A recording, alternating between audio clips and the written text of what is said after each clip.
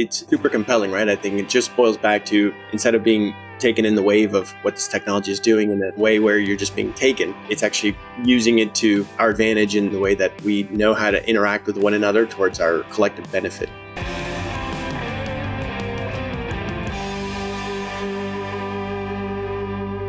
And welcome back. We have Camilo Barcenas joining on the podcast today for a conversation that is long overdue. Camilo, stoked to chat. Thanks for taking the time. I know you're a busy man. You are more busy with your never-ending list of incredible guests and folks and your transition to self-employment. So thanks for your time, Jonathan, and always happy to talk to you. For sure. This conversation is going to be fun. We're going to dive into Camilo's background on the medical side, his background as an entrepreneur, what he's been building with Goes. Disclaimer, I am an advisor in Goes, and I love the platform. I love what Camilo's doing. I met him at the running event in 2023, and I said, I must get involved with this. And I chased you for a year before we made it happen. I'm so glad we did. And I'm stoked on your pivot. We're going to talk about the pivot from consumer to B2B. But yeah, who is Camilo? How do you describe yourself? Yeah, I say that I'm husband to an incredible singer-songwriter, an extraordinary lady. And then I'm a father to incredibly inspirational 13-year-old and 11-year-old daughter and son. Then I spend my life energy trying to make the world a better place through the development of technology to improve humans on our planet. I was drawn to that energy when we met at TRE. I spoke to probably 30 companies that day, and I was there with Emily, who helps me manage the podcast. And I said to her after we met you, I was like, this guy fucking gets it. Like, we have to figure out a way to work together. And I did a bunch of promotion for Goes in the next few weeks because I was just so impressed with what you had. And I was like, everybody needs to download this app and use this app.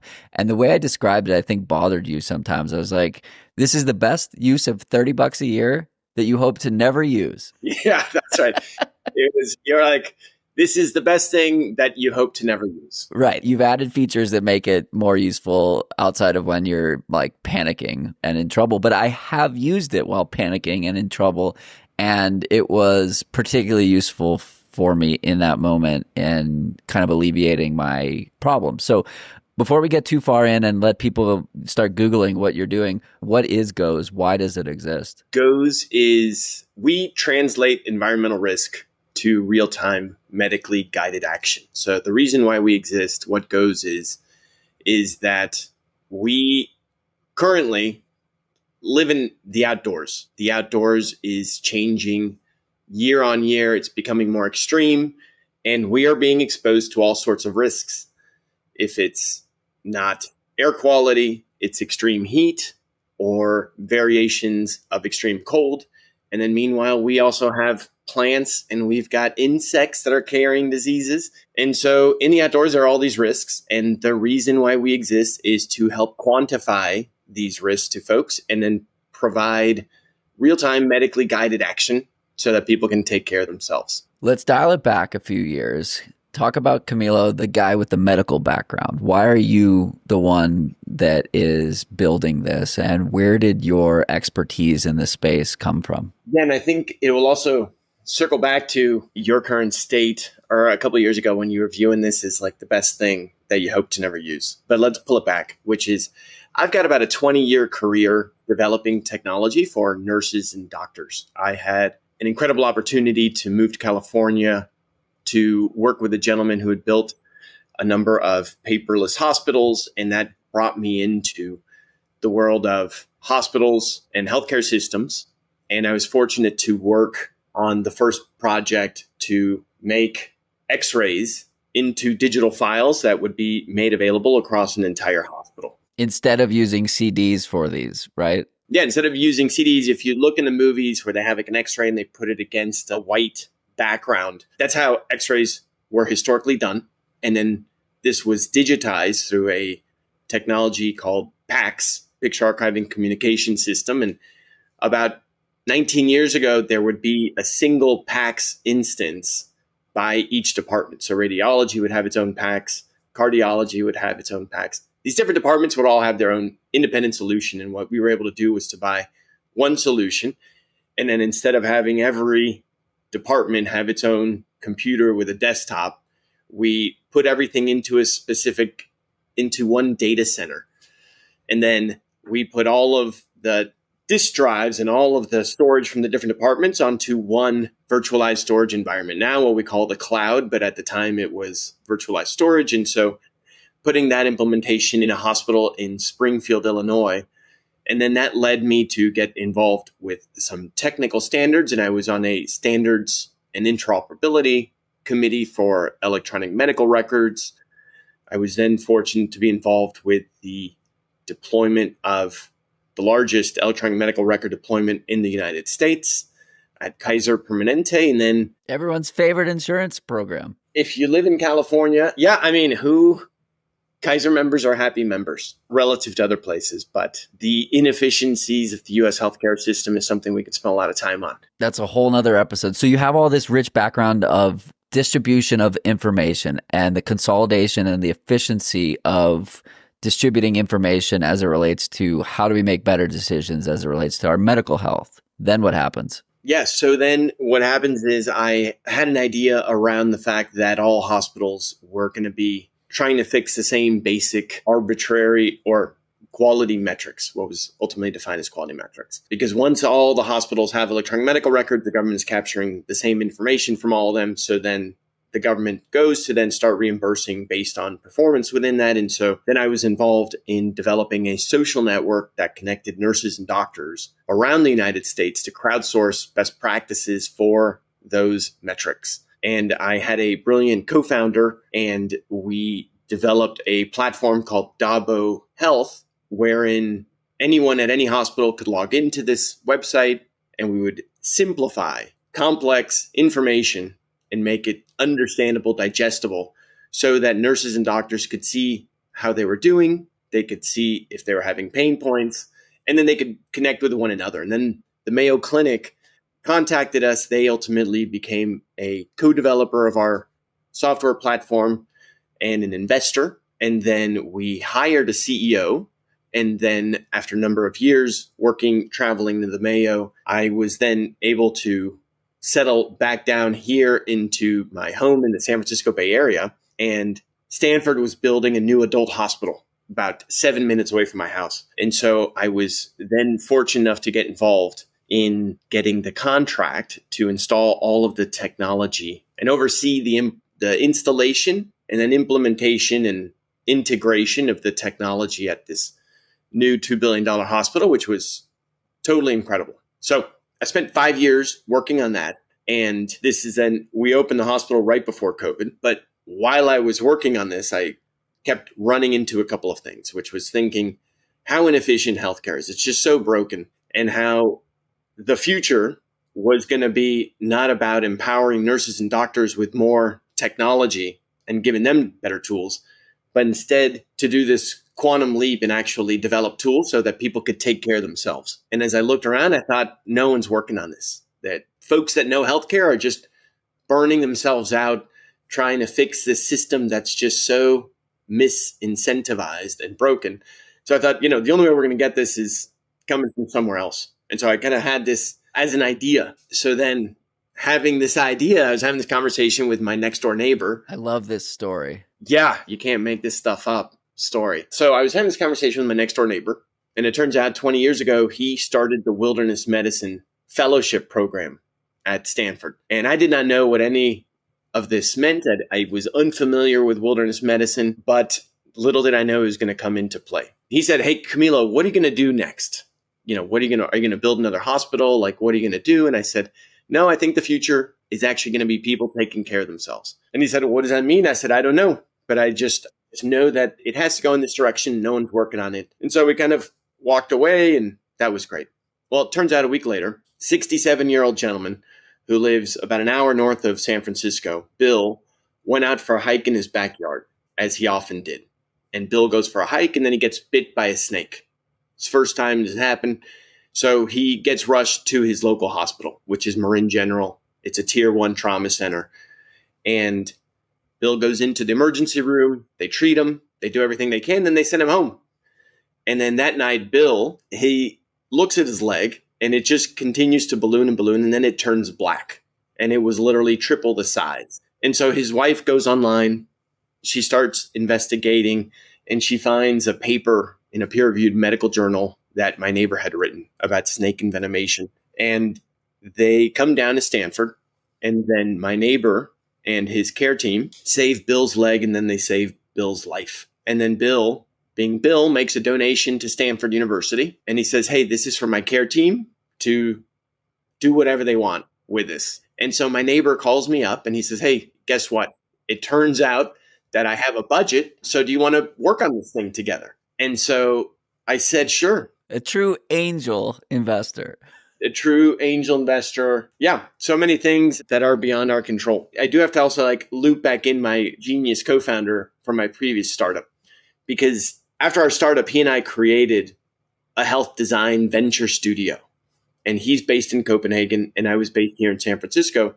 And so while I was working on the Stanford Hospital, we were also helping digital health startups get to market. Because what happens is when you've been working in digital health for 20 years or 15 years at the time, you're able to help navigate the healthcare establishment. So we had this health design venture studio where we were working with companies. And so it's called Barcenas Brandon. We did a number of very cool projects. And my neighbor calls me up and he says, hey, I've got this money. And he said, do you guys want to work? And I said, sure. Why don't you can work with our venture studio and we can do some work. So my co-founder, Christoph Brandon is his name. He's a design thinker. So we had a very holistic approach to design thinking. And so the first thing that we did was take a step back and say, okay, well, let's do some design thinking here and look at what doesn't exist in the world today. And so this was about 2019. And so we started interviewing people all around planet Earth to understand what happens when people go outdoors, and then what happens when they have medical complications, and then to understand what doesn't exist. And we interviewed folks because Christoph's based in Copenhagen and we had access to a design team from there. We started interviewing people through the project with the Copenhagen Business School, started interviewing people in Japan, South Pacific, Middle East, Western Europe, South America, North America. And we found two things that didn't exist. And the first thing was that there really wasn't anything that tells people what the risks are before they go outdoors, right? There's weather, but that's about it. But there's nothing that tells you plants, insects, animals, diseases. And then the other thing is that when people go outdoors and they do have emergencies or they have a medical complication, there did not, and there continues to not exist, a completely offline medical tool so that you can self-assess yourself. Emphasis on completely offline, right? You can Google all sorts of things, but you need a connection. And for so many people, particularly in the Mountain West, where there are additional risks of altitude and weather, so many of these problems exist when you're, above tree line and you have no way to contact anyone. Yeah, it's really unbelievable, right? And then the other piece is even when you do live in a place with connectivity, if a hurricane comes through, or if a fire comes through, or if some, as we've seen increasingly around the world, or an entire typhoon that just hit the Philippines a couple weeks ago comes through, it knocks out power. So even in extended areas that in major urban centers, or let's just take North Carolina, for instance, a couple of years ago, that's 1.5 million people knocked out without electricity overnight. And so it turns out wilderness medicine is the delivery of healthcare in low resource environments. And so if I can just take a step back and say that wilderness medicine it's this incredible field where the Wilderness Medicine Fellowship Program was born out of a physician named Paul Auerbach. And my neighbor worked with him. They co-developed together the Wilderness Medicine Fellowship Program, which requires a doctor to be an emergency room physician. And then they spend 1 or 2 years studying things that happen to you in the outdoors.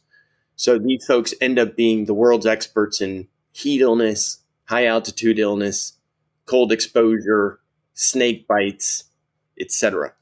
And so being able to collaborate with these folks, I view wilderness medicine as kind of like the world's medicine, right? It's how you deliver healthcare for anyone, anywhere. And that can be if you're in Sierra Leone, or it can mean if you're in Leadville, Colorado. So we had a conversation with, I believe, your former co-founder, Dr. Grant Lippman, last fall on For the Long Run, which we titled Solving Common Runners Problems, Altitude, Anti-Inflammatories, Blisters, and More, where we talked about many of these issues and topics around like, what do I even care about and how should I think about these types of things related to heat and cold and blisters, which we spent an alarming amount of time on blisters and blister mitigation.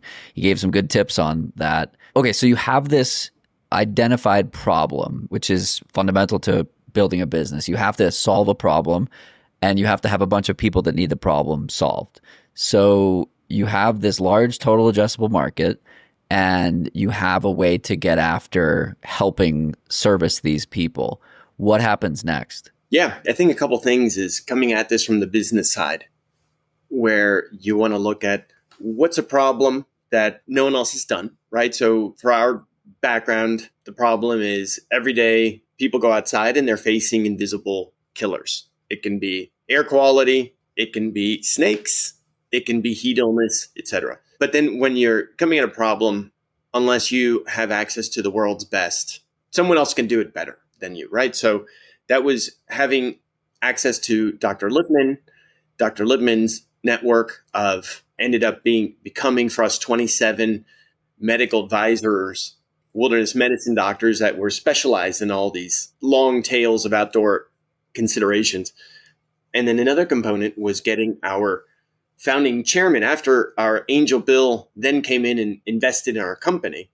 Our first outside investor was actually West Shell, and West is the founder of Healthline. So I really came at this from the beginning of just thinking, this can't really exist, right? Like someone else has to have worked on this. But the more and more research that I did, the more I realized that quantifying the outdoor risk to people just wasn't being done. So I think it's a combination of a couple of things. I think the first, when you look at the fact that this wilderness medicine fellowship was invented 20 years ago, then that means that, I'm not going to say it's a new science, but it's a new long tail, right? So if you look at the CDC's definition of heat illness, it's actually incorrect. And it turns out heat illness is 6 different types of heat illness. And the folks who know this are the world's experts in heat illness. And when you look at high altitude illness and you look at the human body under extreme cold, the folks who are understanding this are the folks who are literally going out into Everest or going out into these extremes and studying the organism. These are the wilderness medicine physicians. So I think it's a combination of the humans have more knowledge about this in combination with our ability to actually quantify. So the technologies to capture cold in combination with humidity, with wind, et cetera. And actually, this is one of the innovations that we just launched couple weeks ago is our new wet bulb globe, but the technology is enabling us to capture information more granularly at the same time that it's becoming more relevant because the weather is becoming more extreme and it's having a bigger impact on us. I think it's societally and on the human evolution wise, it's forcing us to have to reevaluate, understand this. And so number one, it's understand the risks, but then that's where our technology really differentiates itself and makes the impact that I'm excited about, which is not just what is the risk, but it's also what to do about it. So you begin marketing. Let's see how to put this. What was the initial response and what happened after that when you went to market? It's interesting because we had some really wonderful initial early waves, which was in 2019, we made the MVP and then we needed to make sure the thing worked. And so we were able to get in touch with search and rescue rangers from the Grand Canyon. And Megan Smith, who is one of the leaders of preventive search and rescue at the Grand Canyon, she was incredible. She was able to get us about 60 search and rescue rangers. They were able to download our MVP, our minimal viable product. They used it in the Grand Canyon when the summer of COVID, when they had this huge turnout of folks coming outdoors, a lot of unprepared, and they said, hey, this is really great.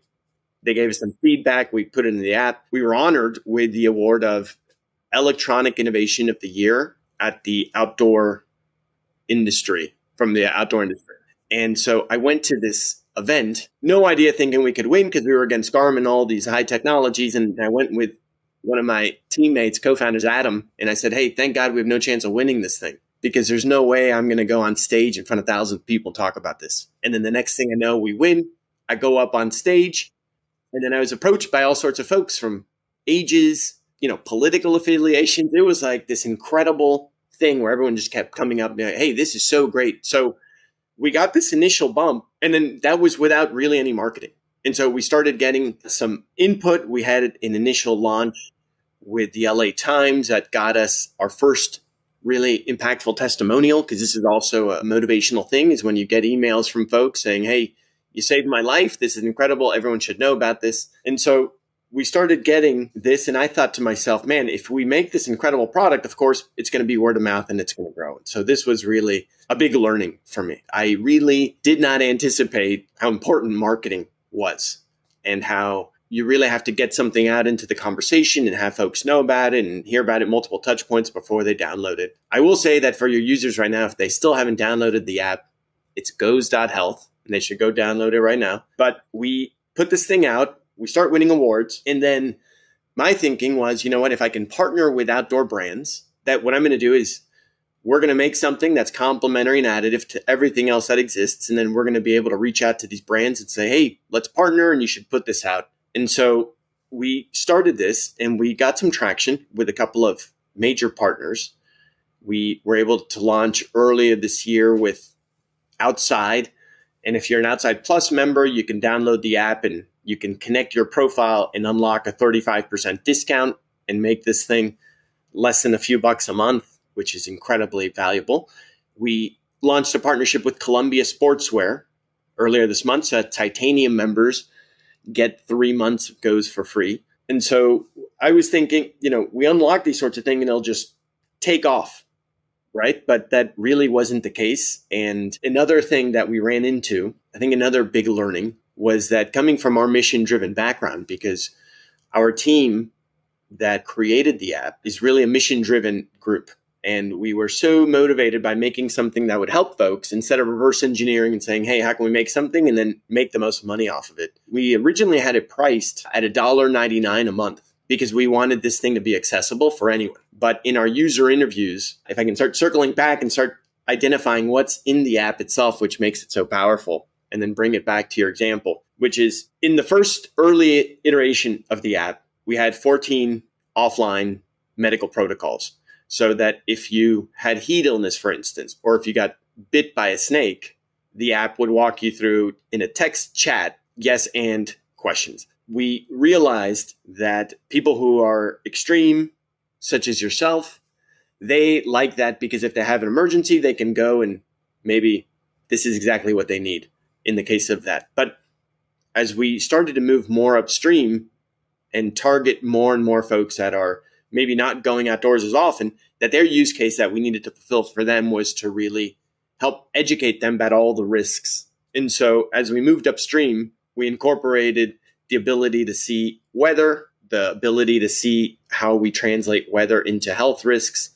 We started to include what we launched last year is our wildlife plant risk. So depending on where you're going to go, is there poison oak? Are there snakes? Are there bears where I'm going? And then what we launched earlier this year is a question of the day and a word highlight, and then also make our content available to folks, because what we learned is that the majority of folks that are outdoor going go out 3 times a month or so.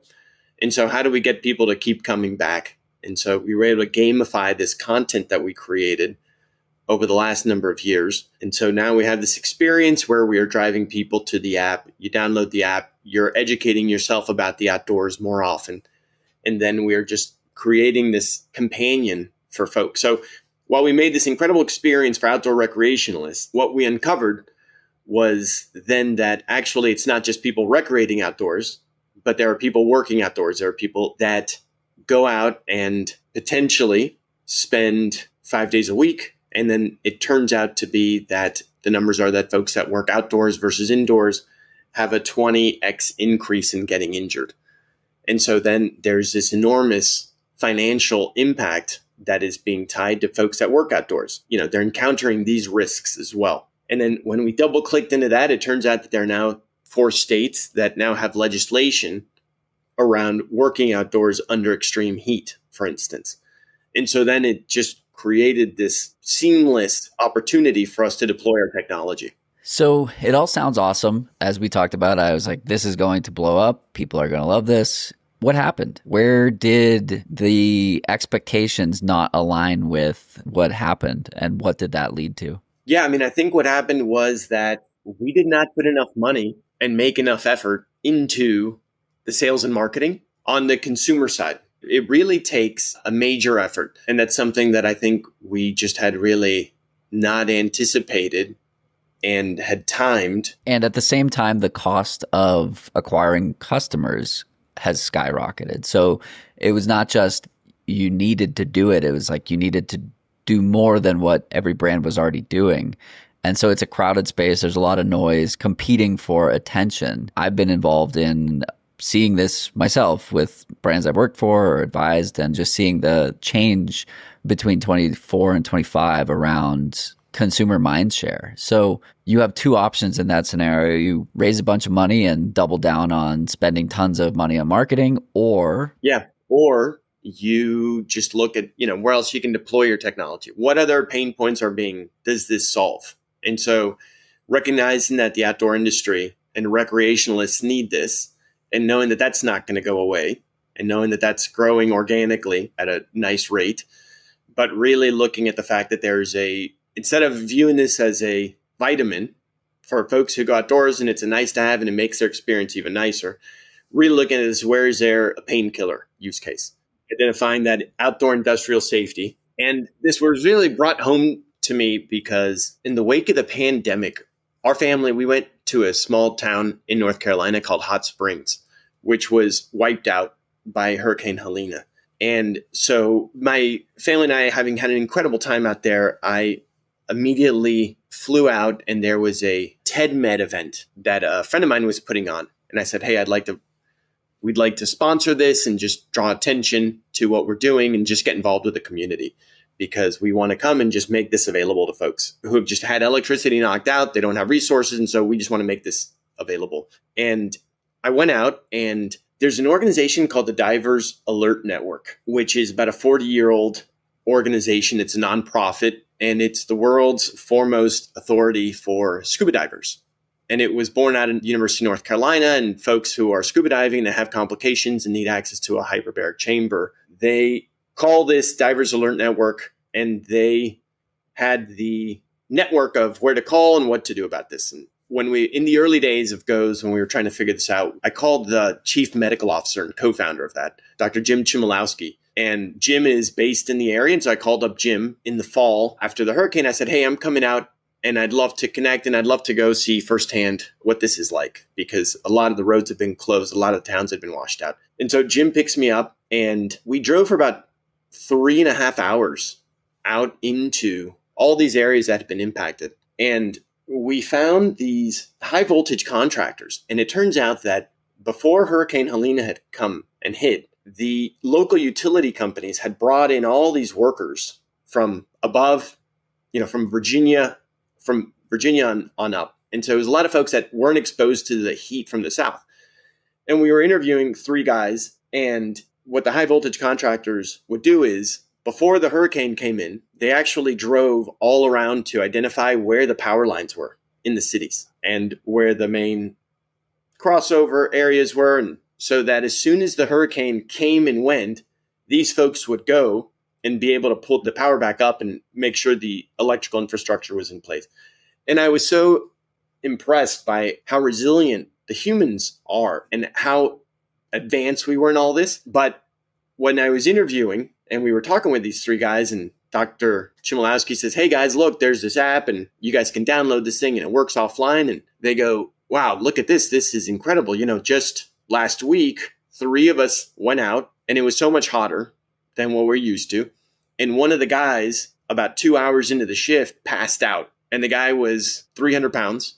And so it took the other 2 guys to lift him up, get him in the truck. And then all the hospitals and all the health centers were all overstretched. And so they had to go wait in line. And it was this one crew that was supposed to be doing X amount of work, and they were knocked out for the full day because they did not know. They didn't see the symptoms coming.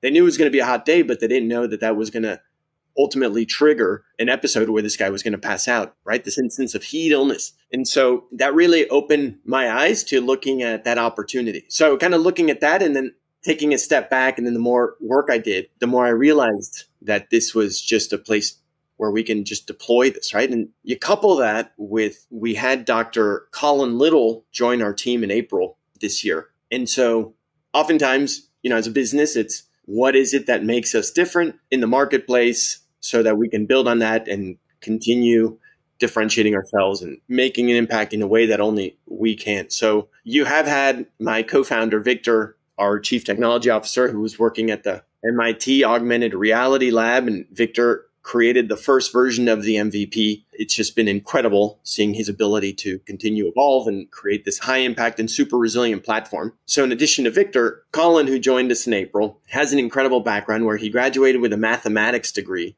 from Harvey Mudd, and then he worked at FICO, and then he worked at PayPal doing predictive analytics and machine learning. And Colin was a big time search and rescue volunteer, loved spending time outdoors, and then was so drawn into the helping people dimension that at 32, he went to medical school. And then after going to medical school and then specializing in emergency medicine, he then trained with Dr. Grant Lippman and Paul Auerbach at Stanford. So trained with my co-founder, with Dr. Lippman, and Colin's ability to bring together his raw horsepower and intellect and genius for mathematics with this differentiated knowledge of wilderness medicine really makes him, enabled us to then take a look at our risks that we had made in our app and say, hey, actually, we can bring this to an enterprise level of quality so that we can make this available to more folks beyond just our app. So in addition to buttressing the technology and our algorithms of our app itself, we looked at what's happening in the marketplace, looked at what's happening in user behavior, moving beyond just apps.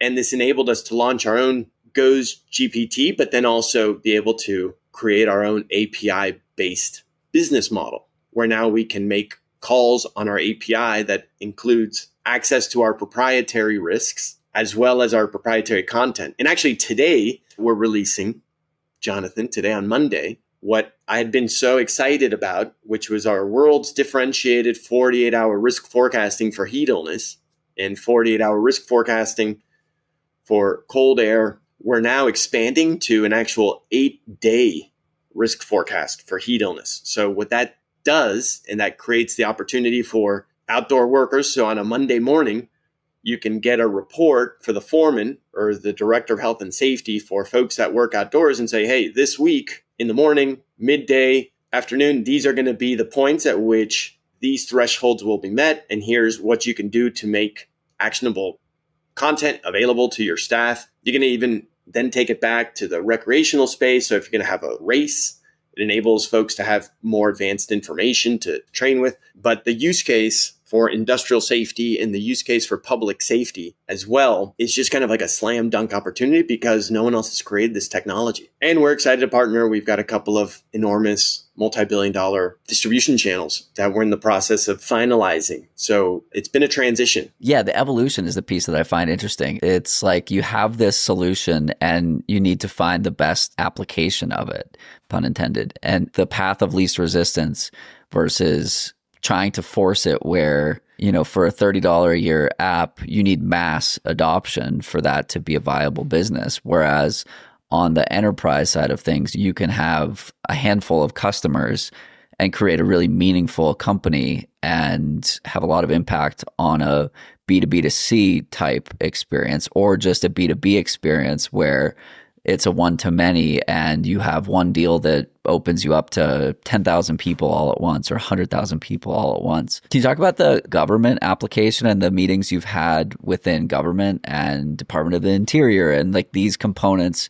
of how to create like meaningful impact at scale in a place where it's being desired? Yeah, I think the opportunity with the government is something that we're really excited about it because it really helps us to address as big a segment as we can here in the US. Whereas we had worked with the Grand Canyon 5 years ago, one of the pieces that we had identified was actually to put our QR code on the trailhead of a specific Bright Angel trail at the Grand Canyon. And this is something that we started and we designed. Speaking of heat illness. Yeah, well, it's heat illness. It's also the blisters component is a real thing. Folks that go on this trail, they're not there in all levels. And then, in the summer, there might be snakes. And then the other thing is at the beginning of the trail, it might be 80 degrees. And then at another point, it might be 120 degrees. And so just this variability and bringing attention to this there's a huge need for this. So we had identified where we were actually going to put these on signs. And due to this administration's initial coming into power, and then a number of changes that were made, namely getting rid of about 20% of the workforce in National Park Service, just made these huge impacts and it slowed everything down. So there's just been a lot of delays relative to the momentum that we had, which is already slow because you're just dealing at that bureaucracy level, but just really exacerbated by the uncertainty that was created as a function of the transition. And so what's happened, though, is we were able to bring on board an advisor, Bob Ratcliffe, who is this just legend from the industry. And Bob had spent, I want to say it was 25 years at the BLM and then 17 years at the National Park Service, and he retired. And I had originally been introduced to Bob 5 years ago when we were just starting. And the first time he heard about GOES, he said, "I've been waiting 30 years for you to show up, because when I have packing my bags, I can either put 2 more pounds and put a first aid book, or I can just put it on my phone." And so he introduced us to a number of folks. And then when he retired, he said, "Hey, I have more time and I'd love to collaborate with you also." Bob was able to make some wonderful introductions. He introduced us to the Outdoor Recreation Roundtable. And a number of months ago, we had the inaugural Outdoor Recreation Roundtable Innovation and Technology Summit. And this brought us together with a number of other major players in the industry. And what we've identified actually now with the opening of the government last week, we got invited to participate, to submit for a number of innovation grants to actually subsidize the deployment of the app in numerous national parks that we're working through at the moment. But what folks within the government saw was that, hey, this is de-risked. This isn't even a new technology. This has literally been around now for 5 years. We're completely interoperable. We aren't tethered to a proprietary system. And now with our APIs, we can even serve it up and integrate our risks and our content into other channels. So you can imagine for park staff getting a daily update as to what the risks are going to be. If you're driving into a gate through a national park, getting an update, you can sign up for daily updates or hear the risks for your trip. There's also another opportunity for volunteers, because instead of having volunteers go through first aid training, that then they don't practice these things, giving them the GOES technology as an augment. So there's a lot of opportunities now. It's just taken a while. But the nice thing is that I just know that we spent so many years making this with so much passion and so differentiated on our skill set and the unique blend of strengths of the team, that we made something that I know is just going to be able to, and that we keep making better. And we're now making the inroads to have it deployed through the right channels. An overnight success in 10 years. 5 years. 5 years. Yes. I think that's a good place to pause. You have an investor meeting to jump into, and a fundraising and investment is a topic I also wanted to cover with you. We'll take a pause and we'll jump back in here. All right, we are back. You are still here. We had to take a little intermission so that Camilo could go take a fundraising meeting, and it sounds like it was a good meeting, which is kind of a topic which is a topic I want to discuss, right? The lifeblood of a business is a mix of customers and investment from a funding standpoint. You need money to run the business, right? So I'd love to hear from you how you think about your ability to stay alive and sustain operations that has enabled you to get to a point where you can say, this is our offering now, and I think this is the strongest value proposition we've had in 5 years. How have you managed to stay alive? You told me this fun story about your mom asked how the business was doing, and you said, I'm standing in the corner. I got 2 pistols and I got a couple of extra bullets in here somehow, and I'm just staying alive. Talk me through that. My last startup was venture-backed. I had gone through the process of raising money before, so I had a perspective on fundraising going into this round. And actually, I had vowed never to take venture funding again. And it was interesting because I did have a number of friends who had reached out and over the years had said, hey, if you're going to work on something, happy to support and be involved. And Bill came in as our first angel, and then West came in thereafter. And then I had a number of really deep-pocketed angel investors, folks I've known for a number of years and really connected and sophisticated investors. And I thought I was just going to really go on the angel route and take that to the next phase. And then there was this terrible thing called the implosion of SVB Bank that took place a number of years ago. And in my journey to de-risk whether or not I was going to work on this project, I really wanted to get in front of the smartest people that I could and have them ask me the most difficult, challenging questions to validate if I'm missing something. And so a gentleman introduced me to who is now our director and first institutional investment from KB Partners, which is this venture firm in Chicago that does early stage sports and technology. It's a guy named Steve Ahern. And I couldn't speak more highly of Steve. He's been an incredible thought partner. He's extremely hardworking, detail-oriented. He's been an incredible partner through this whole exercise. However, at the time, I never thought I was actually going to take money from Steve. I just thought, okay, here's a smart guy and he's asking me a bunch of tough questions. And that's really what I'm solving for at the moment. And then Silicon Valley Bank imploded. And I went from a place of starting to bring on some incredible talent that I was paying through the fundraising that we had brought in through West and Bill and a couple of other angels. And then Steve offered me a term sheet. They came to us offering terms. And then I went around to my angels, who were these very successful and super smart finance folks. And they pretty much came around and said, hey, if you got a term sheet, you should just take it right now. And so we took venture funding from KB Partners. And I will also mention that Steve came over. He flew up. They're based in Chicago. Steve came out. We spent a couple days together. I said, look, here's my philosophy. We're team first. Here's the mission. We believe that there's an opportunity and we're going to figure this out. And so he's been alongside me. And at certain points, we've needed to get, because we had, I think, falsely expected to have created more revenue from the consumer aspect, we needed to go around and do another raise. And so we haven't really gone out to get any new folks. I've just gone back around to my existing angels and through their relationships to bring in more funding. And so the way I think about it is, I think there's two tracks. I think that you can go and tell a story and raise a ton of money and say, here's how we're going to change the entire world and we're going to get 1% of planet Earth and we're going to change behavior and all this. And I think that that is, if you've got an AI story and that's maybe how you're approaching it. But I think the cost of capital before coming into this AI story had really changed. I think that capital was available. There's been a repricing after the interest rates came back up. And there was a need for investors to see attraction of a product and the economics changed. I think we've now gotten this incredible exuberance that I think is another conversation that we can jump into, is whether it's justified or not with the sense of AI. I was just literally just having this conversation with another CEO who said something along the lines of like, you have these AI companies that get created and they have $5 million of ARR overnight and they get funded, $50 million round and it's or $100 million round. And it's just like, it's crazy. And the consumer and B2B businesses that aren't AI first or AI native, as you're saying, like it's harder to get meetings, it's harder to get fundings.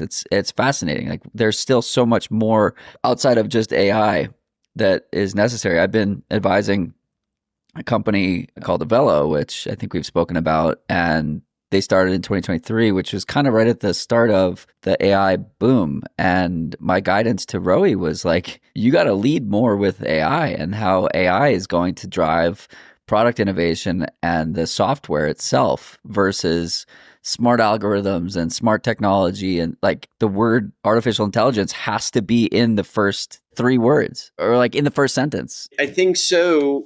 If you're looking to raise that and that's a story you want to tell. And just to point out to your viewers who are interested in this, there's a gentleman who I've known, a buddy of mine, who is just really one of the smartest people on the planet on this. His name's Tom Tungus, and he recently wrote a paper. And we're now the week of November 17th, and all this changes very quickly. But in the last couple of weeks, we've really seen this increased volume around AI bubble talk. But Tomasz did this really thoughtful piece where he looked at how much spending is going into AI, and it's been announced in AI relative to how much was going and built into the railroads, adjusted for inflation dollars, and that we're really just in infancy relative to previous deployments of capital for something that can transform so many things.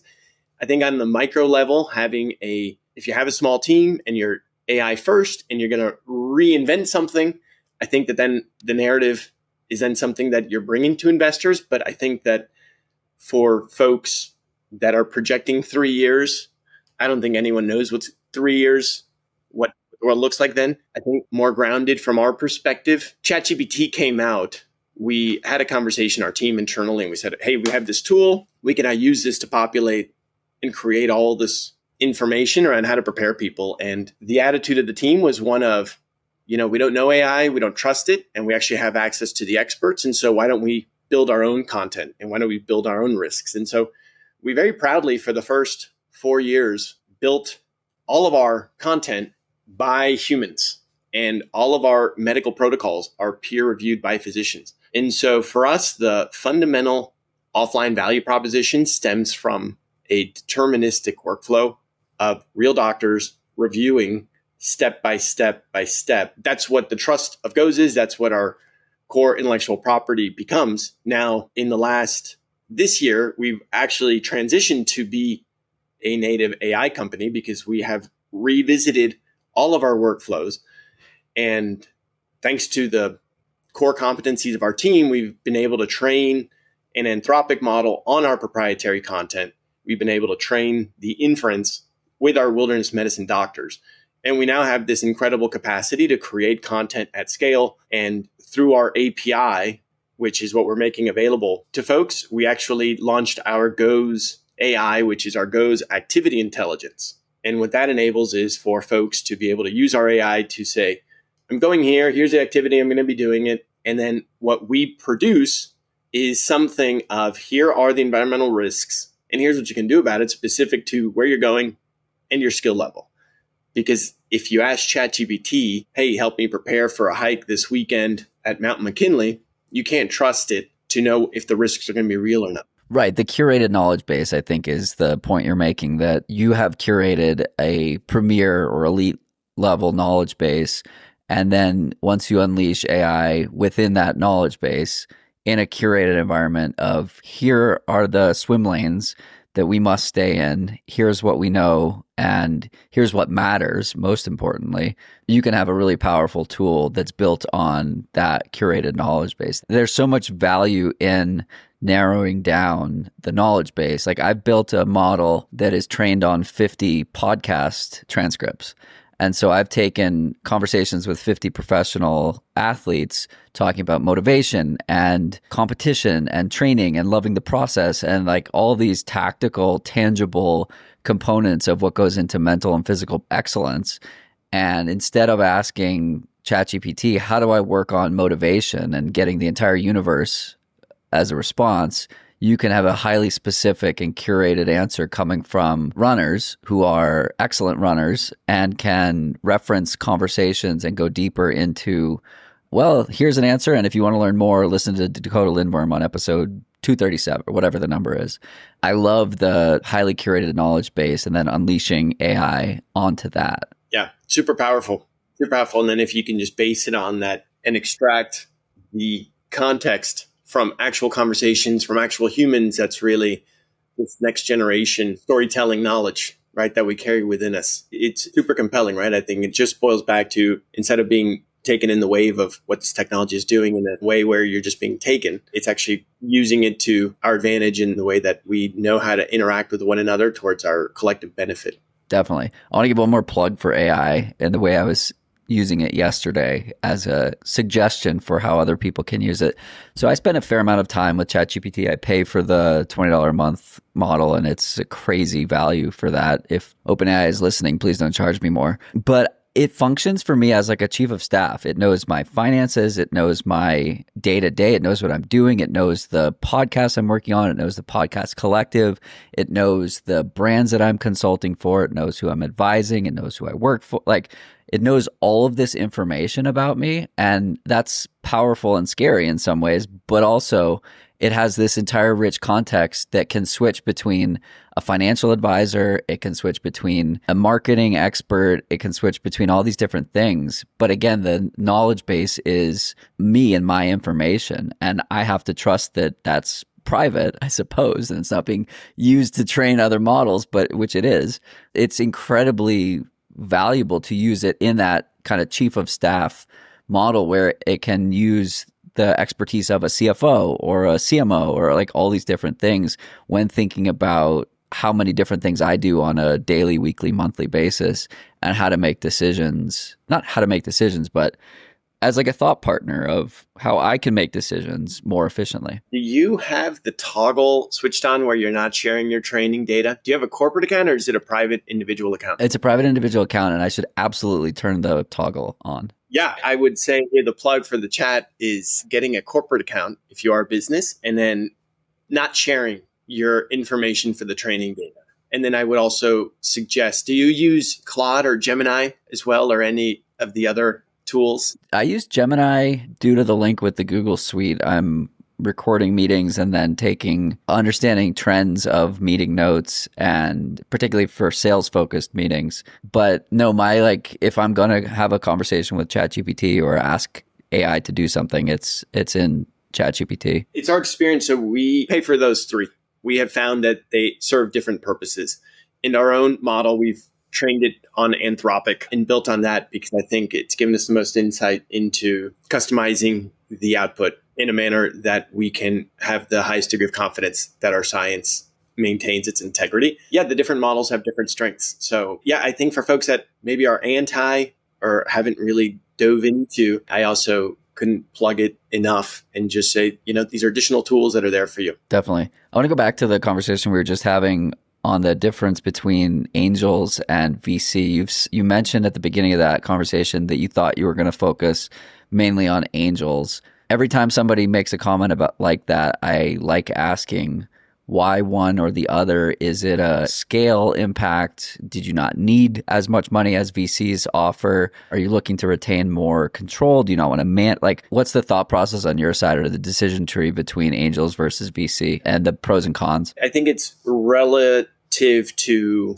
what you're solving for. At our outset, we had a very strong mission-driven foundation in the development of our technology and the ability to impact lots of folks and to empower people all around the world to be prepared for outdoor risks and then to empower them to take care of themselves. And then working to uncover the financial business model. Going straight to VCs, going straight to institutional investors, the mission, I think, is really second or tertiary. Sure, it's what starts the conversation, right? If you're in the strike zone, you're going to have the conversation. If you align with their thesis, right? Otherwise, you're not going to get the conversation, but it's not passion that's pushing people over the edge, right? Like when I invest in a company as an angel investor, I'm making a bet on the person and the vibes, honestly, and belief versus like I'm not reviewing financials. I'm not, looking into their shorts kind of a thing like VCs might be doing. Yeah, I think there's a role for the different types of capital, depending on the stage of the business and what you're solving for and what you're hoping to achieve. And certainly at the outset, having access to angels. And then I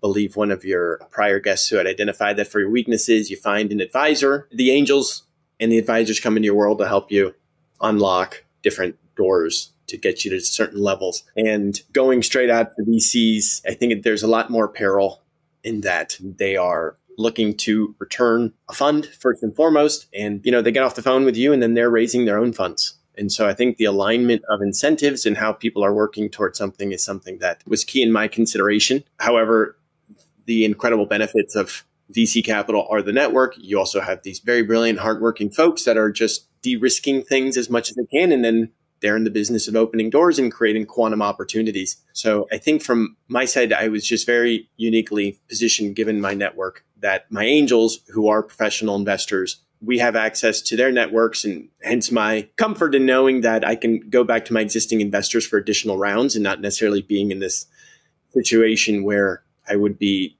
overly exposed to not having access to capital. So switching gears, let's talk about one of the aspects that I've tried to help you with, which is focus. Okay, so B2B focus now. Who is and how do you go after your ICP, your ideal customer? And what does that process look like? So I think that going from the transition from direct to consumer on the recreation piece, and after having tapped into and identified some of these best known brands in the outdoor recreation space, Columbia and outside, that the next important part becomes distribution partnerships. So rather than going one to one to one, what you want to do is really work with the folks who have this enormous footprint of distribution. So we've identified two. We've got a domestic distribution partner, and we've identified an international distribution partner. Our domestic distribution partner represents the about over 15,000 installations across the country serving cities, counties, and states for technology services. And so we know that if we can support their use cases and we can bring value to them in a differentiated way, which is namely bringing and enabling outdoor safety at a city, county, and state level, that we can really just focus on making them successful, which is effectively grabbing what we've done, but through their distribution partner, making our technology accessible at a larger impact. And that's going to set us all up for a win-win-win. And then similarly, on the international piece, having identified and reached out to and collaborating with an international firm that supports over 10,000 corporate customers of health and safety, we know that if we can work with them and hear their use cases that they're solving for, that we can make that a win-win-win. One of the things that I liked about you when I first met you was you kind of just had this vibe of like, fuck it, I'm going to figure it out. There's no ego to the change in path, and you're not stuck on, hey, but this makes tons of sense for the tens of millions of people that run, or the people that are hiking, or I believe you first were focused on camps and distributing this to camp counselors and moms and things like that. You know, those, you drop a marble down and it just figures out the way to get to the bottom. Like when I meet people who have that ability to drop a ball into the top of the thing and just, you know, follow all these paths to get to the bottom, like those people will just figure it out, right? And so I've appreciated that about you, where there are a lot of speed bumps that you've come across along the way. Your back's been against the wall and you're just like, fuck it, I'll figure it out. Like, I'm still alive. What do you think gives you that tenacity and that durability? What can we learn from you? Thanks, Jonathan. And hopefully this works out well and we can look hindsight in the future. Yeah, I hope so.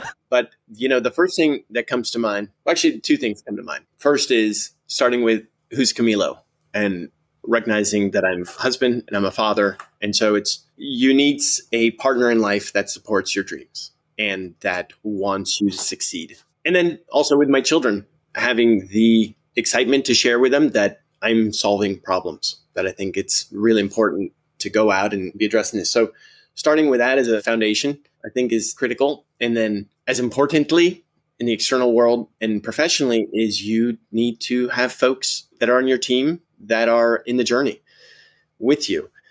And Victor, from day one, Victor working on this MVP, if, you know, it's really a function of the team. You know, I'm driving and I'm excited, I'm opening, but as much as I'm doing, my team is behind me and they're alongside me.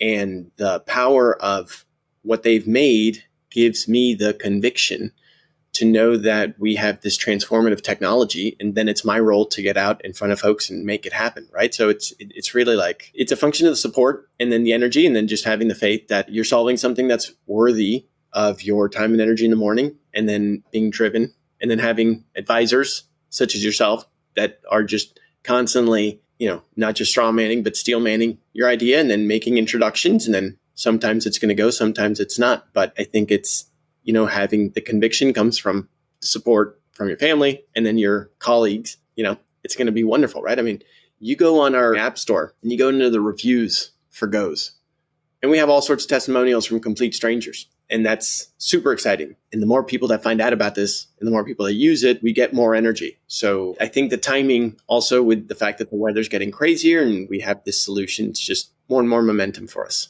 But thanks. Yeah, the social proof from those reviews certainly helps to power the B2B opportunities, because I'm sure that anyone that you're emailing and interacting with for the first time is looking the app up and seeing like, what are actual humans saying about this?